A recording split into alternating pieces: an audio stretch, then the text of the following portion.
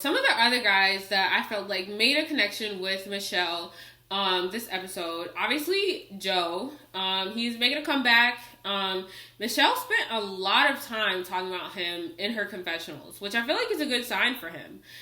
Because I feel like it's one thing to like have a cute little like chit chat with someone like out in the open, like on camera or whatever, but then to use your interview time to reflect on that one-on-one time, I feel like speaks even more because it shows that they made an impression on her. So she details us the whole story of the Minnesota basketball player 2011 title that they both, I mean, I guess she didn't get it, but they were both in the running for that title the same year. And just kind of tells us some more history that she knows about him. And after the basketball date at the after party, he's able to open up to her about his coach that just passed away. And I feel like that brought them closer. Of course, it's a sad moment, but I feel like only athletes can truly understand the impact that a coach can have on your life. And really understand what that loss would be like. So I'm glad that they were able to share that moment together. I don't really know where this is going to go, but Rick, I feel like is really trying to make a name for himself. And I thought his date was super thoughtful, like the little Mad Libs thing.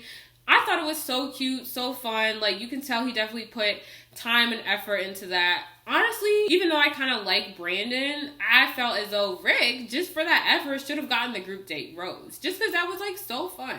And then, of course, as I just mentioned, Brandon seems to be making a good impression so far. I love their little chit chat because this man sat down and said the corniest thing ever. And Michelle, her reaction was so relatable. I would have said the same exact thing. He was like, oh, I want to wake up and dream of you and like all this extra stuff. And she was like, she's like, are you good? And he was like, this is all from the heart. And she's like, is it?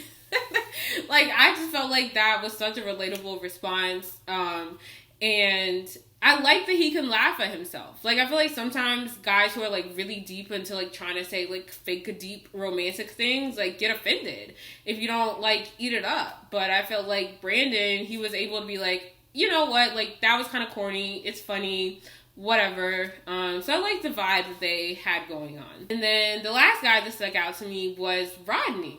When she gave him like the little apple taste testing date, that was super fun. I thought it was super cute. Unclear why he's not able to identify food flavors, especially pizza. That really offended me. But that stuck out to me because I don't feel like you often see the lead setting up dates for a contestant. So I felt like that was like really fun, and I like to see Michelle kind of like putting herself out there a little bit.